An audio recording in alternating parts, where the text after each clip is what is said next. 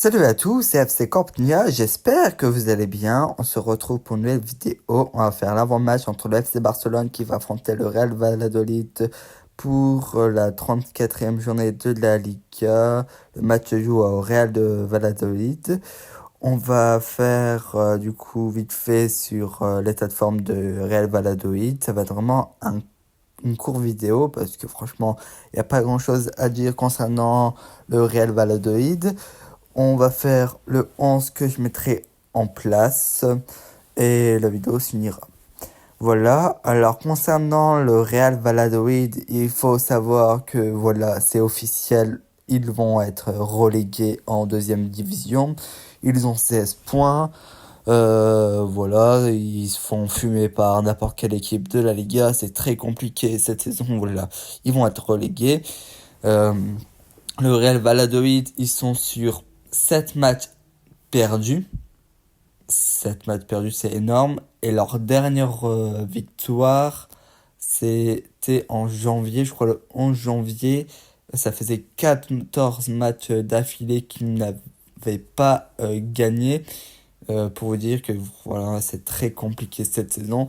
Ça veut dire qu'ils vont jouer ce match en n'ayant plus rien à perdre parce que de toute façon, ils savent très bien qu'ils vont aller en deuxième division. Voilà, alors c'est clairement compliqué, surtout que si mes souvenirs sont bons, c'est face au Real Valladolid où le Barça avait gagné, je crois, 7-0, 7-1.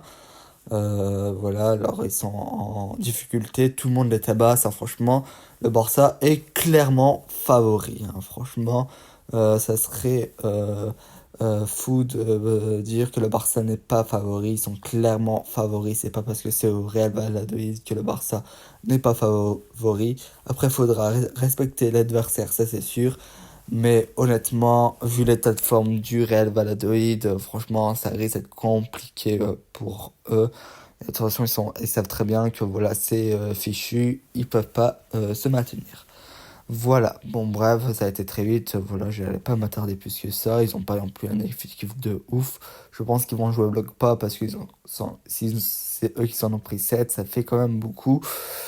Je pense ils ont pas envie de se reprendre une rouste, alors ils vont essayer de diminuer la caste le mieux possible, je pense, durant ce match. De toute façon, ils n'ont plus rien à perdre.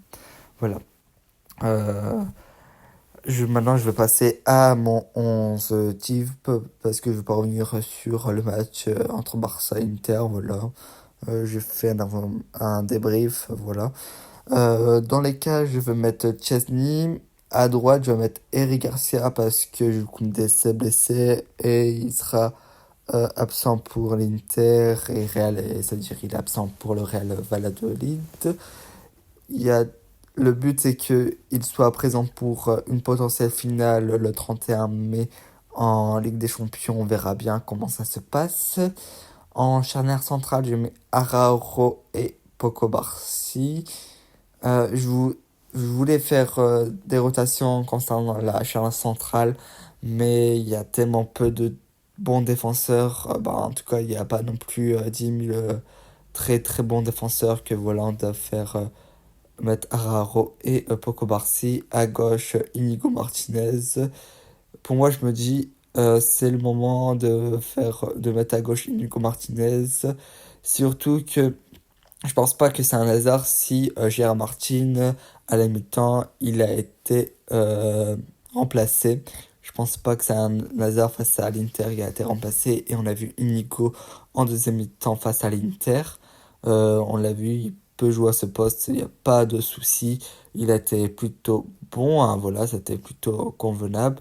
Il a proposé quelque chose et défensivement, voilà, sur les relances et tout, il sera propre. Alors voilà, ça sera mieux que Gérard Martin. J'aurais pu mettre Hector Fort, oui, mais il n'a pas de rythme et on a l'impression que voilà, Hector Fort n'est pas dans les plans de Hansi Flick. Enfin, c'est mon ressenti personnellement.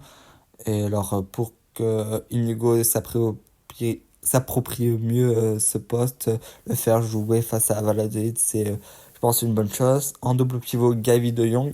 Je laisse Pedri au repos. Alors oui, il a été remplacé durant ce match, même de Jong, je sais plus. Mais je veux un Pedri à 2000%. Alors, on pourra le faire rentrer en cours de match pour qu'il y ait du rythme et tout.